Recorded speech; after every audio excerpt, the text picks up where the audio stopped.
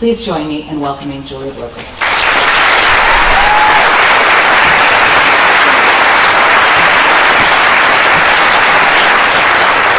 Good morning. Thank you very much, Ms. Carson, for that wonderful introduction. I'm truly so thrilled and honored to be here with you today, but I'd like to start by saying thank you to the Dawson School, and especially to Ann Carson and Susan Miller for inviting me to spend the morning with you and for making it possible for me to be here today. It's truly a pleasure to be back on campus, and it feels like just yesterday that I was sitting amongst all of you, and you have so many opportunities ahead of you, and importantly, you have the rock-solid support of your friends and your family and your teachers here, and I'm so impressed, and we're so impressed by each and every one of you. I have to say, though, some things at Dawson have changed since I graduated in 2006. There's an obstacle course now, which is really neat. There's a speech and debate team, which I would have loved to be part of. I just missed it by about a semester.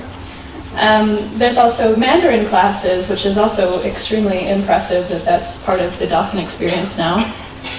But some things at Dawson have not changed, I'm happy to say. There are some elements of the Dawson experience that remain core to the unique identity and character of Dawson students that continues to deepen year after year. This is a school that enables students to be well-rounded and to have a solid education, but importantly, it's also a place that encourages individuals to pursue their interests and passions to the fullest extent. It's a place where students founded a wonderful social justice initiative, largely driven by two dedicated senior girls, or women rather, which promotes respect and equality here on campus as well as beyond our gates. It's a place where a student pursued downhill skiing and made it all the way to state finals. It's a place where students develop their athletic talents, and 4 seniors here today are going on to play college volleyball, fencing, lacrosse, and baseball. Here we also have gifted photographers, artists, actors and actresses, runners, rowers, coders, singers, musicians, a budding sustainable agriculturalist, and state champion debaters. After today, you will go on to pursue your passions and dreams, and that is amazing. I have to say, Dawson also set me on a path to discover my passion for service to others and to the community. While I was at Dawson, I completed a few hundred volunteer hours, mainly working on waste reduction and recycling in Boulder and in Longmont. And through this, I became a dedicated climate change activist and became particularly concerned about the fact that there are people in the world who contributed the least to climate change, poor, marginalized and vulnerable communities who suffer the most as a result of it. I then went on to take human rights law and humanitarian law in graduate school, and I learned about how governments, businesses, and individuals can combat injustice and abuse, because all human beings carry the same inherent rights and deserve the same level of dignity and the same opportunity to enjoy their lives. I've since built my career around helping people who are forced to flee their homes due to war, conflict, natural disasters, and climate events, and to helping people who are victims of violence, trafficking, and abuse. I now manage a project at the United Nations headquarters in New York, which aims to help policy actors more effectively address human trafficking, child labor, and other forms of modern slavery, as Ann Carson mentioned. And I think it was that passion for social and environmental justice that prompted my senior class to vote for me to speak at our graduation in 2006. And I have that speech with me today. So I hope you might indulge me if I were to read some of it to you now. To prepare for today, I polled my senior class, mostly out of curiosity, and asked them about their high school experiences. Not surprisingly, the responses to my, albeit informal, survey ran the gamut, from humorous anecdotes to poignant stories. So side note here, this is the first and last time I think I've ever used the words albeit and gamut in a sentence. So I was clearly trying to impress someone. But there was, however, in my informal survey, one common theme. Many students talked about things that they wish they had done or wish they hadn't done. They regretted missed opportunities and postponed goals.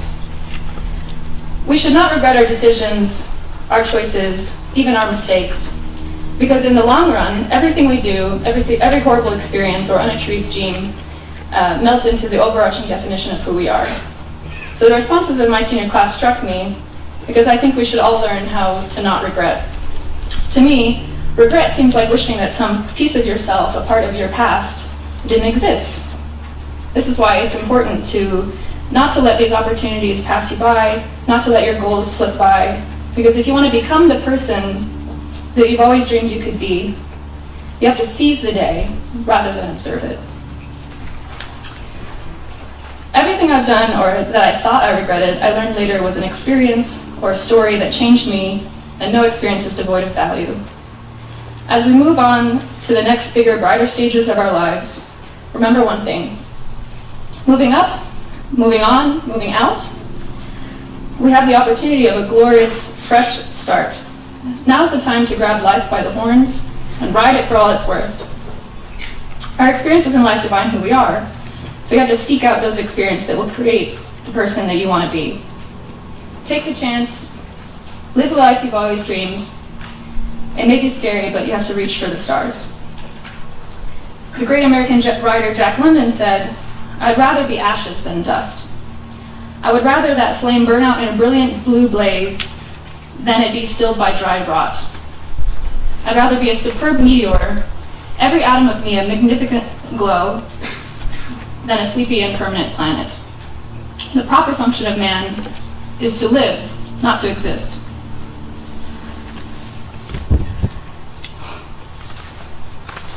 So, seize the day rather than observe it. That was the first message I shared with my graduating class. Second, your experiences help define who you are. While I was preparing for my own graduation, looking back on my high school experience, I learned one should not regret. What I learned since then, and what I want to share with you today, is that in order to live without regret, you have to learn to live without the fear of failure, and you have to learn to accept help from others. In Japan, there's this tradition of fixing broken pottery with gold, because each crack, each seam, and each scar forms part of the beautiful whole. So don't be afraid to miss the mark. When you take risks and shoot for the stars, that's when you try and find true success in your true self. And I want to tell a short story, which is, it was always my dream to work for the UN. When I was applying for master's programs, and I was accepted for this 5-year bachelor's BA/MA that Ann Carson mentioned, I questioned myself, do I really want to go to a school with a course conducted entirely in French and to be there comparing myself against some of the best students in France at the Paris Institute for Political Science? And I have to say that I took the risk, I went there, and then in the first year, my grades were awful, just abysmal. And I thought about leaving. I thought about giving up and going to some other school. But I stuck it out. I made friends. I started study groups. I learned to improve myself bit by bit. And I improved in my second year and ultimately graduated. And that's how I found the opportunity to take a consultancy at the United Nations High Commissioner for Refugees. And that was what set me on my path launching my career.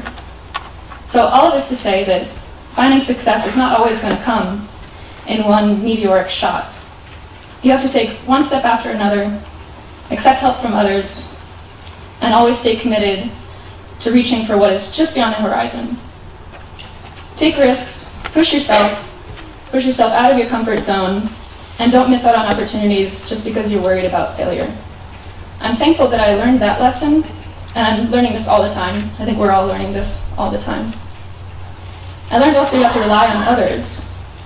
Having a passion and reaching for the stars will get you far, yes, probably. But you will go farther if you don't take that journey alone.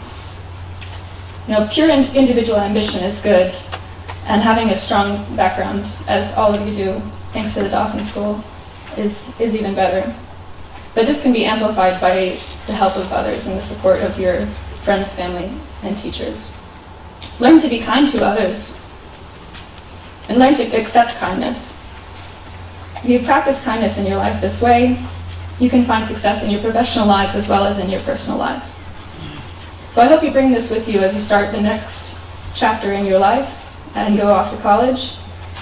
And what I really hope that you take away from the ceremony today is you should grasp every experience and make life what you want it to be. Then you can live today and every day without regret. So for you, class of 2018, living today starts right now. Congratulations, and may your dreams be closer than you ever imagined. Thank you very much.